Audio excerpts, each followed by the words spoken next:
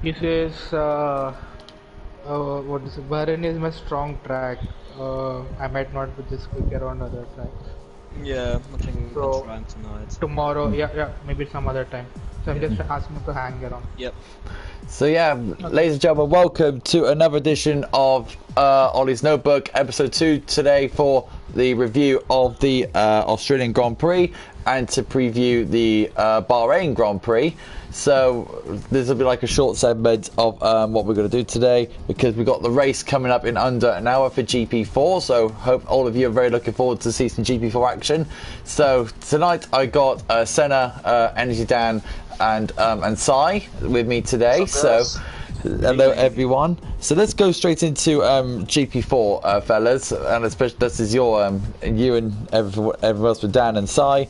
So GP4 pole time was by Shuraib G in the Red Bull with a 1:21.2, and the top 5 were DJ Clarkson, Shuraib G, Bannister, Sai Kimmich, and P5U Dan. So so Dan, Australian Grand Prix. The first opening race of the season for you guys. So, would you say it was a big success? Yeah, it was. I think I got a little bit lucky with the late safety car. As soon as that late safety car came in, I think I was sitting P11 or something.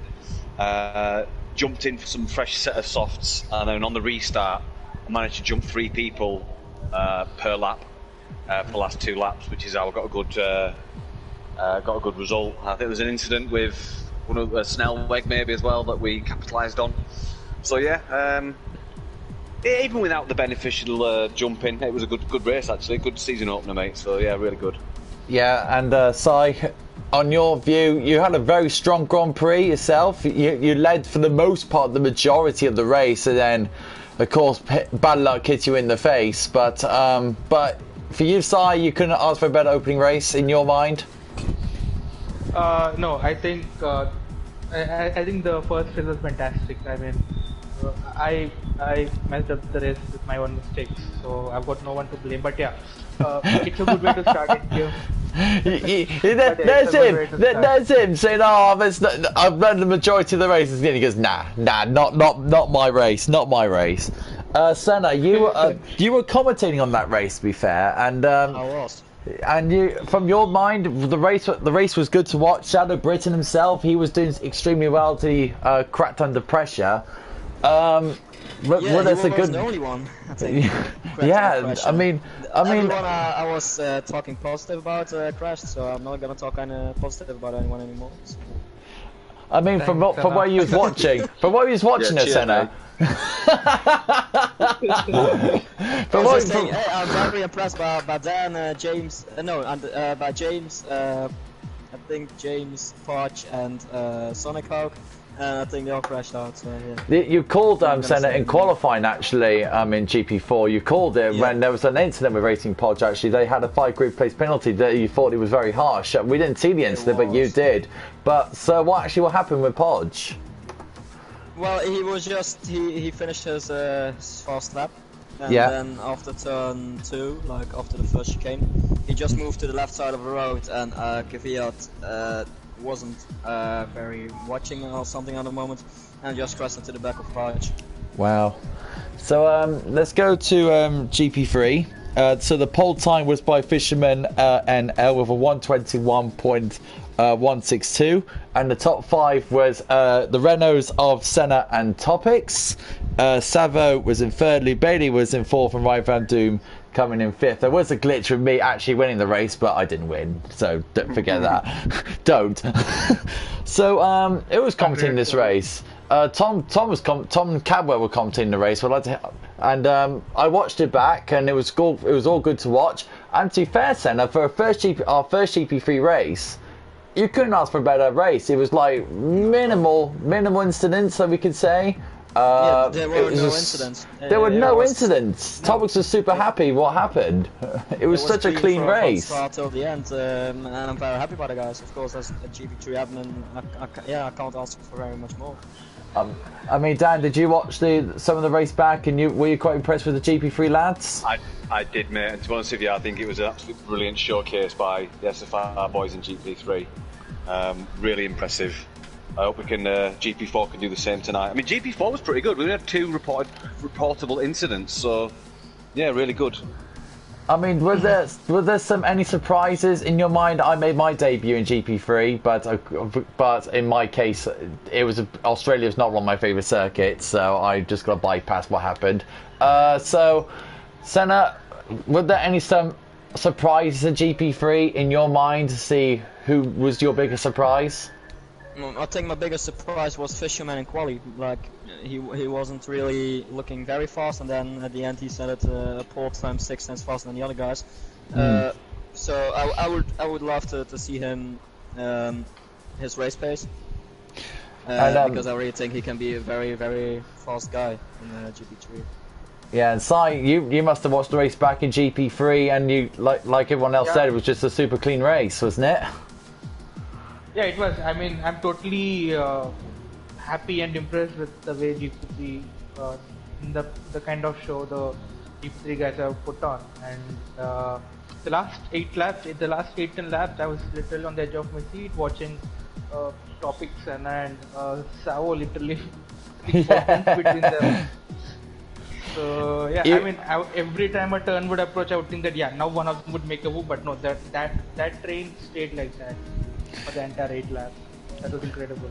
Oh man, that's great to see it. So GP2, so our pole sitter was Jan's Lights on 1:19.3, and our top 5 were Walker, Ben Dobbo, and then it's Senna again in P4 and Quintin in P5. There was a bit of a chaotic start. There was a chaotic start in GP2. Oh my God. So yeah, there was a very chaotic start, and I had to say it was very lots of things going on. Jan's Lights was spinning round and round in the Renault. Senna you were involved in the old kerfuffle, but again, you two put up a good drive to bring yourselves back into the race and strategies and the safety cars and all that. So yeah, Senna, did you think the race in your mind for GP2 was a lot more challenging, or than Yes, it really was.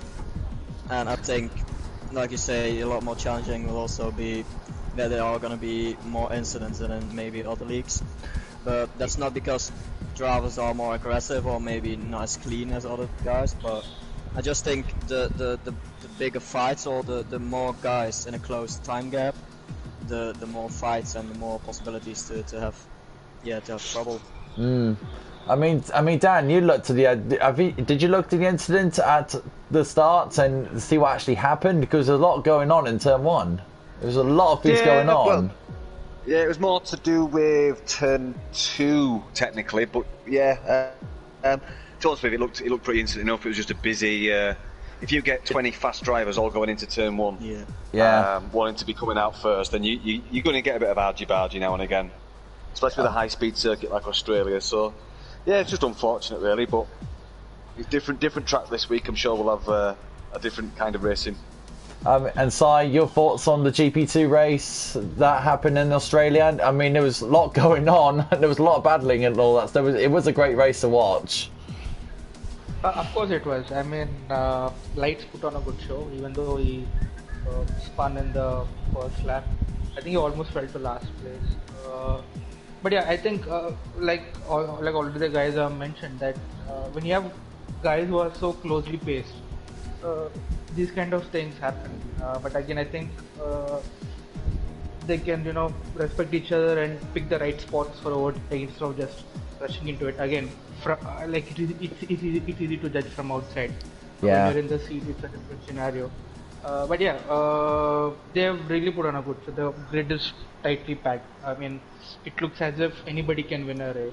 Yeah, so and then we go to the big guns in GP1. We had Lazard putting a wondrous 1:19.172, and then our top 5 was Nick Mania, Rapid, Laser, Lazard, and James Braden, our GP2 champion. For James Braden, for going into GP1 as he won the championship in GP2, to get P5 in GP1. Yeah. That's saying a massive statement, isn't it? Yeah. Unofficial driver of the day, I'd say. I think it was super impressive from James Braden. I really do. I mean, there's the calls he made and everything else as well from James Braden was astonishing. I mean, and then of course they got Lazard, Laser, Rappi, and Nitmania. And well done to Nitmania for winning the race. I didn't watch GP1, I tried, but of course everything else got in the way. But if you guys looked at the race back and looked at GP1, again, good race to watch. Strategies was good, racing was good. To be fair, all the divisions did well. GP1, especially because you got the Prem guys, are cool. How would you rate GP1's race on Thursday? I'll start off with you, Senna. How did you enjoy GP1? No. No. That's a firm answer. That was just because I think I was 3 laps down and made 7 pit stops or something. So, yeah. It's too much for you. Do you need to stop hyping yourself too much? No, he was trying to do a Jensen Button in Canada. Sonic Orc, GP1 for you. Was it a good race to watch in your eyes? Yeah, it was definitely. I mean, I think of all the guys, I think Chain Game had a bad race. Because I think he was literally 40 odd seconds behind the pack. The rest of them were, I think, 2 or 3 seconds within each other. So yeah, I think Chain Game had a bad race. Apart from that, I think all of them have put on a good show. I think Braden's race pace, man, it's so strong. I think we were talking about it in the chats as well, that even though he started P14, he finished just P5 and in GP1. So you gotta admire the guy's race. I mean, guys, I'll start with you, Dan. Our first week in Australia, out of 10. The drives raced well. The racing was good. The commentary was good. How would you rate the Australian Grand Prix for the whole week out of 10? I'll definitely give it a 9. Definitely, it was a good opener, our season opener. So yes, hopefully we can smash it even more and get a 10 out of 10 this week for Bahrain. Sonic Orc, how would you rate the Australian Grand Prix out of 10? Yeah, same mate. I think I would give it a 8.5 just because I want to be different from Dan. But yeah, it was close to a perfect opening week. it was close to a perfect opening week. And Senna, same question. First, let me finish my sentence. I think I'll give it a 7. I think it's a good result, but there's still enough space and room to improve on that. So I think a 7 is a good number then for it. So then, I think we should get out there and do your hot laps, I think, and yeah, we'll see what the lines you lot will be taking around the Bahrain Grand Prix. So your thoughts on the Bahrain Grand Prix ahead tonight, Dan? I mean, your race tonight after your 5th place, your confidence should be sky high going into this race. He's already scored 6 times his last season. So Yeah. 6 times or 3 times done. Three times what I scored last season. Times, so. yeah. But yeah, I mean, Tuesday night when I first got onto Bahrain, I hated it, and then I got a good setup and started getting some good results. Did 2 wins in 2 practice races. So yeah, I'm looking forward to it. I just need to keep it clean and tidy and just minimise the mistakes. Yeah. So do you want to? Any of you guys who want to go out, just pick out who you want to pick out to go out first. Then it's up to you guys. So let Speedy Gonzalez go first, then we can try and beat him. Speedy Gonzalez. So that's you, Senna. Okay, so they go out. Get out there, Senna. So yeah, Sonic Court, same question. You're racing tonight as well in the Ferrari. So after your great race in Australia, I mean, confidence for you should be let's say very good going into the Bahrain Grand Prix. Frankly, the Australia's pole pace came out of nowhere. I mean, I was expecting a much lower time, so I think I just got lucky. So I'm still keeping my expectations low for the Bahrain race. There are some quick guys out there. Dan's putting in some good poly laps. Shurab is quick, Nalwag is quick. So yeah, I'm keeping my expectations low. The target for now is a top 5. Yeah. But we'll see how the race goes. So I'm looking at the comments now. Very surprising to them. I'm looking at the comments now, and Oliver says evening to all of us, evening to you. Maggie's putting a top 5 prediction, saying Sonic Hawk to finish first, James Hook to finish second, Energy Dan to get the podium spot in third, and Tom will be in P4. I disagree with that. It's a good prediction, but you've got to watch out for Fanny Lyon. Fanny Lyon is rapid. I wouldn't be surprised if Fanny Lyon got pole position and got a 3rd or 4th place out of the race result. Yeah. I mean, who would be your top 5, Dan? Fanny Lyon, Shiab, Snellweg, Hooky me. Fair enough. So let's go on board with you, Sonic Hawk. Fair enough. I'm not going to argue with that. So let's get ready for your lap, Sonic Hawk. Let's take you through this Bahrain Grand Prix, this lovely Bahrain Grand Prix track. So Sonic Hawk starts the lap now on his soft tyre run, plunging down the main straight towards the 100-meter board now, brakes hard. 3rd gear, just changes down the second, a little bit deep on the entry, but it's all good. Short shifts to get the minimise wheel spin because that kink isn't like an auto-spinning corner. Going up towards turn 4, bang on the brakes. Massively hitting the curb on the inside. Take a lot of curb. Now this is a difficult section. You have to shut the car in. Be careful on the outside curb here because why the car will spin. Difficult braking zone this. You have to really turn the car in. 2nd gear.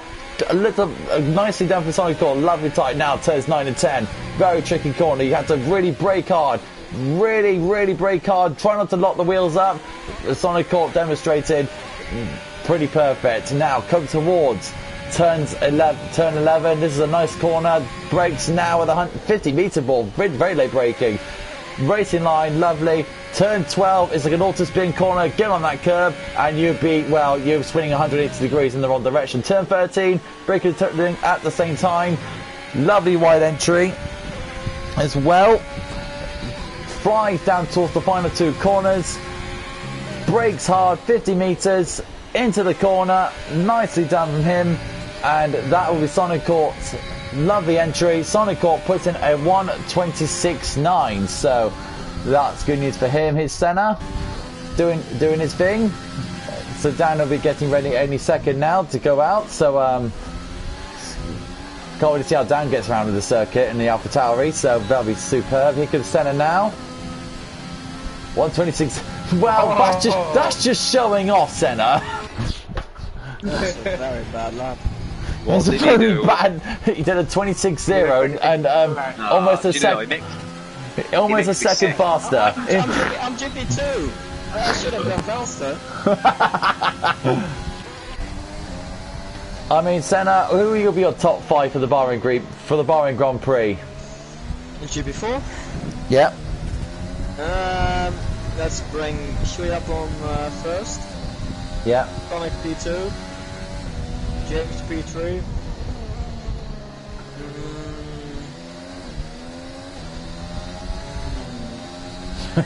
He's pondering. Is that what you do when you eat your cookies? P4. Oh yeah. And Tom P3. 5 I think, sorry. Goodness me. So look at the comments now. Podge is saying looking forward to tonight's race. That's from Racing Podge. And our next gamer says Senna can do a 125.5 if he 125.5's dead. So that's from X Gamer. So let's have a look how you crack on, Dan, with your AlphaTauri. I bet you really enjoyed the car in Australia, Dan, to be fair. You looked really comfortable in the AlphaTauri. Yeah, it was nice, mate. I quite like the car, honest with you. Right, let's see how Dan gets on. Here he comes. Dan now towards the line. DRS open. Start the lap. Okay, so remember, Sonic Hawk went a bit deep. In turn 1, let's see how Senna Hawk's on. And Dan Good takes a bit of a wide entry, but it was all good in his mind. Rides more of the exit curve on the exit. flies down the back straight to the second DRS zone. Opportunity overtakes are endless on this circuit. Nice and tight, gentle on the power, just enough to spin the wheels. Look at that, he's taking more of the race, staying less on the curves than Sonic Hawk did, so that's very interesting to see. The same line going through the hairpin. Nicely done then for Dan, nice and neat and tidy. Turns 9 and 10. Nice. To be fair, turns 9 and 10 is not really less of a challenge, but it's still quite of a daring corner if you try it and push it at high speed. So yeah, that's one of those. So brakes a little bit less than Sonic Hawk there, broke a bit more earlier, so takes more of the curb. Nice and tight through turn 12, turn 13. Look at this, he's not turning in now, pushing that car as far as he can, kissing that curb on the inside as well. Let's see how he cracks on towards the final two corners. Brakes like 100 and probably 80 meters before the turn. Nicely done, neat and tidy in the exit. Flies down. Is it faster than Sonic Hawks? Yes, it is, by 2/10. Well done, Dan. Cheers, bud. William Sampson says hashtag Dan to win tonight. Yes, topics. Maggi says I think Lumbombas will be able to make the race tonight. Hopefully, that'd be nice to see him crack on. Really, thank you for doing that, guys. That's really thank you for showing us the laps here in Bahrain, and of course for you GP4 lads, it'd be good for you guys for warming up. So of course that's what the GP4 is tonight. Really, if you're looking forward to GP4's race tonight, then please give us a shout. The predictions are endless. Dan, what do you expect from the start of the race for GP4? Hopefully the guys will take it conservatively, hopefully. Well, to be honest with you, I don't think Bahrain's a typically risky track for the start. I think it's going to be alright tonight, to be honest with you. I mean, Australia was alright for GP4. So yeah, I'm pretty confident that the guys will do a good job and get through clean. In terms of the tyres, yeah, carry on, Sonic, carry on. In terms of the tyres, but yeah, go on, Sonic, go on. You spoke first, that one. No, you go on. Okay. So I was just going to add what Dan said, that all the practice sessions that we did so far, even with full grid like 18 drivers, they have been, the turn one has been clean. Senna starting his lap now. It's going to be a good one. Senna's, look at that, Senna taking nice and tight as well, go through. That was even tighter than the GP4 lads that were doing their laps, so it's pretty interesting to see. Let's see how Senna cracks on through turn 4. Takes more curb, goes into second gear, which is very interesting. Senna Martins go through taking more curb on the exit, on that entry there. Almost kissing the outside there, nice and tight, even more tighter in the hairpin, which is very interesting to see. That's how Senna gets on with turns 9 and 10. Turns in now, neat and tidy, nicely done. So he goes down the back straight where the second DRS zone will take. See how the GP4 champion does the corner here. Nicely done. Fourth gear, nothing phases him. He's like a robot driving. Turn 12, easy peasy. 3/10 up on his time as well. Takes more curb in turn 13. Flies down the back straight towards the final two turns and see how Senna cracks on. You can tell Senna's on 125, but it's Senna. It's Senna. What do you expect from him? Here comes Senna. 125. Called it. 125.6. Wow. So Zander's prediction was only a 10th off Zander's time, and Senna decides to do a bit of rallying. Lawn mowing. He's lawn mowing. Yeah. It's going to exit now. Yeah, I think just before I go, Ollie, some things that are going to be key for tonight is turn 7 and turn 12. Yeah. The auto spin curves. I think we're going to have at least one driver that comes a copper on those, because you won't have to lose concentration momentarily and put a tyre on those curves and it spins you. Same with the after turn 12 coming down to the hairpin. If you do brake late, and go off into that outside hairpin area, you can really struggle getting back on the circuit, especially if it's early on. So I think that's something to watch out for. If anyone's watching the stream tonight, watch out for people on turns 7 and 12 with curbs. Yeah, also I think it's gonna be dangerous sometimes at the start of sector 2, turn 5 or 6. If you go side by side there, you really need to be careful. Yeah, totally. Yeah, so yeah, we come towards the final stages of the notebook, and hopefully it's been a pleasure hopefully for you guys, you three, it's been a pleasure joining me for the notebook for this edition to review the Australian Grand Prix and to preview the Bahrain Grand Prix. Final thoughts, Dan, going into your race tonight? Final thoughts? Calm, breathe. Just calm thoughts, mate. I'm just trying to keep my head straight, get focused, and just do the best I can. And Sonical, same for you. Any last thoughts going into your race tonight? No, mate. Same as what Dan said. Go head down and push as hard as you can. And Xander says, one more question to you lot. So, he says, what's your GP3, GP2, GP1 predictions? So let's start with you, Dan. GP3. I have no idea. No, I'm going to have to pass on that one, mate. I have absolutely no idea until I see the qualifying, mate. Oh, that's fair enough. So sorry, Xander. They can't predict. Yeah, that's the thing with SFR. It's an unpredictable lead. There's too many good drivers in here that could win any race. That's the whole point of this league, isn't it? Everyone has a chance, and there's always comes to a big surprise in the end. You look at James Hook last Sunday.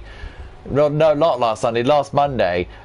The performance he showed in that AlphaTauri, Dan. He was your teammate. How impressive was he? Coming out of that Williams, and 2 seasons ago he was like bottom of the pile. 2 seasons later, season 7, he's up there with the top guys in the top 5. James Hook has been immense. You watch him tonight, mate. You watch him tonight. But anyway, I'm going to have to go, guys. I need to go start prepping for GP4. Yeah, that'll be it for the notebook as well. Yeah. So yeah, thank you guys for watching the notebook, and yeah, hopefully you all enjoyed it. I'll be back again hopefully Sunday or Monday to present the preview for the Bahrain Grand Prix and preview the next race. I think it's Vietnam or China. I don't know. It's one of the two. It's Vietnam. Oh, lovely. Can't wait for that. So yeah, thank you for watching, guys. Have a great time with GP4 tonight, you two. Dan and Si, wish you all the very best of luck. And yes, enjoy a very good race week with us. It's me, Cod Oliver, for the Ollie's notebook. It's see you later. From all of us here at SFR, ta-da.